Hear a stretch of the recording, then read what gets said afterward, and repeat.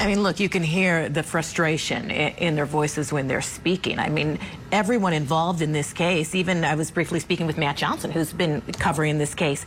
You're talking years of people's lives in which they have gone through this, and then now there's some kind of finality, and obviously for some people, not the final result they were hoping for, Michael.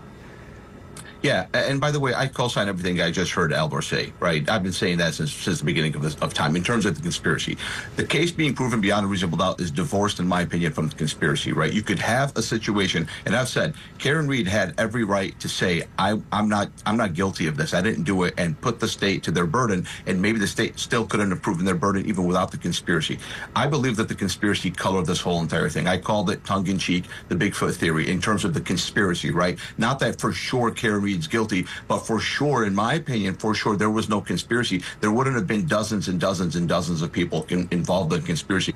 We are too dumb as a race of human beings for us to 30, 40 different people to keep up a conspiracy. I'm not smart enough to keep a conspiracy. I can maybe keep a secret if one person tells it to me. If 48 people tell me a secret, and by me keeping the secret, I'll go to jail. I'm not going to keep that secret. So I do agree with him on that. But that's, again, why this case is so big. Look, I spoke to a lady from Canton for something having nothing to do with this case 2 weeks ago. Right? It had nothing to do with this case. We were having a conversation. I asked her, I said, she's an accountant. I said, hey, what do you think about the Karen Read case? She said, for sure she was framed. I live in Canton. I'm a lifelong resident, and I actually know the Alpers.